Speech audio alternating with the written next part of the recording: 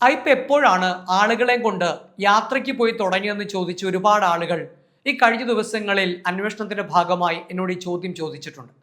അതുകൊണ്ട് തന്നെ ഞാൻ വിചാരിച്ചു എൻ്റെ ഒരു കഥ പറയാമെന്ന്. 2016 ഞങ്ങളുടെ കുടുംബത്തോടൊപ്പം ഒരു യാത്രയ്ക്ക് പോരുന്നുണ്ടെന്ന് ചോദിച്ച് ഒരു ഫേസ്ബുക്ക് പോസ്റ്റ് ഇട്ടു.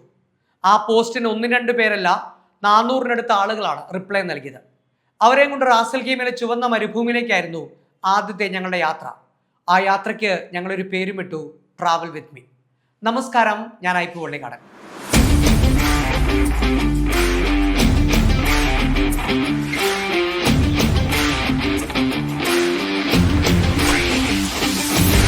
നിങ്ങളെ പോലെ തന്നെ ഞാനും നല്ല എക്സൈറ്റഡ് ആണ്. വലിയൊരു സംഭവം കീഴടക്കിയ ഒരു സാറ്റിസ്ഫാക്ഷൻ ആയിരുന്നു.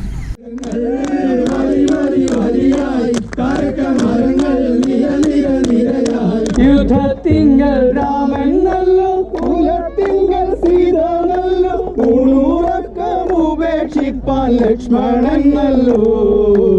ആരായ തറ വേണം, അടുത്തോരമ്പലം വേണം, ആരിനും ചേർന്നൊരു കുളം.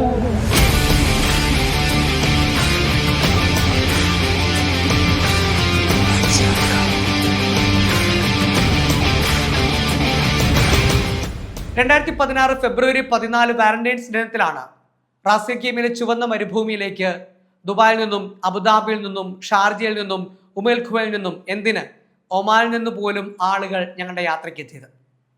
ഒരു ദിവസം നീണ്ടുനിന്ന ആ മനോഹരമായ യാത്രയിൽ പങ്കെടുത്ത ആളുകൾ ഇപ്പോഴും ഞങ്ങളുടെ സുഹൃത്തുക്കളായി തുടരുന്നു എന്നുള്ളത് തന്നെയാണ് ഈ യാത്രയുമായി ബന്ധപ്പെട്ട എൻ്റെ ഏറ്റവും വലിയ ആത്മവിശ്വാസം. 2016 ഞങ്ങൾക്ക് റോച്ചമ്മ ഉണ്ടായിട്ടില്ല. ഫെബ്രുവരി മാസത്തിൽ കൊച്ചേപ്പ് മാത്രമാണ് ഞങ്ങൾക്കൊപ്പം ഉണ്ടായിരുന്നത്.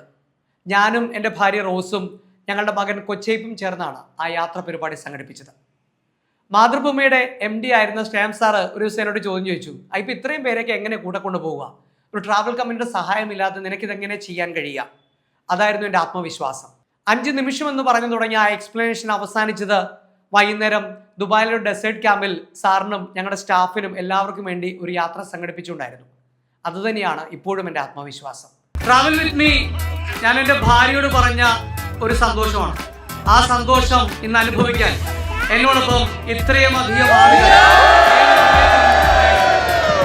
എനിക്ക് ഭയങ്കര സന്തോഷമുണ്ട്. ഇത് യാഥാർത്ഥ്യമാകുമെന്ന് എനിക്ക് നല്ല ഉറപ്പുണ്ടായിരുന്നു. അതുകൊണ്ടാണ് ഈ പരിപാടിക്ക് ഞാൻ ഇറങ്ങിയത്. ഇവിടെ ഒരാൾ വന്നില്ലെങ്കിലും ഞാനും പോയിരുന്നു ട്രാവൽ വിത്ത് മീ ആഘോഷിച്ചിട്ട് പോയത്. അതാണ് ഈ ആഘോഷം.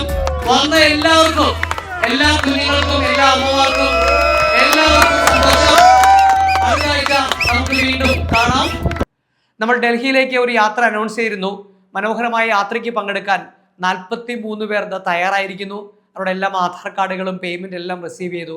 ഞങ്ങൾ യാത്ര പോവുകയാണ് മാർച്ച് മാസം. ഇനി ആ യാത്രയിലേക്ക് ആളുകൾ എടുക്കാൻ നിർവാഹമില്ല. ഫെബ്രുവരി മാസം 5-ാം തീയതി മുതൽ 9-ാം തീയതി വരെ ഞാൻ ദുബായ് ട്രിപ്പ് അനൗൺസ് ചെയ്തിരുന്നു.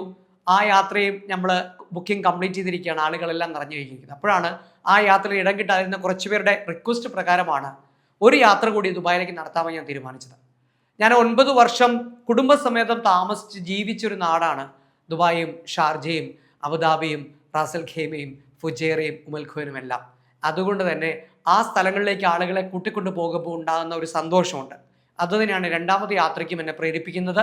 ആ യാത്ര ഫെബ്രുവരി 12-ാം തീയതി മുതൽ 16-ാം തീയതി വരെയാണ്. ആദ്യ യാത്രാ സംഘം മടങ്ങിയെത്തി 2 ദിവസത്തെ ഗ്യാപ്പിനുള്ളിൽ അടുത്ത യാത്രാ സംഘത്തെ കൊണ്ട് ഞാൻ കൊച്ചിയിൽ നിന്നും യാത്ര തിരിക്കും.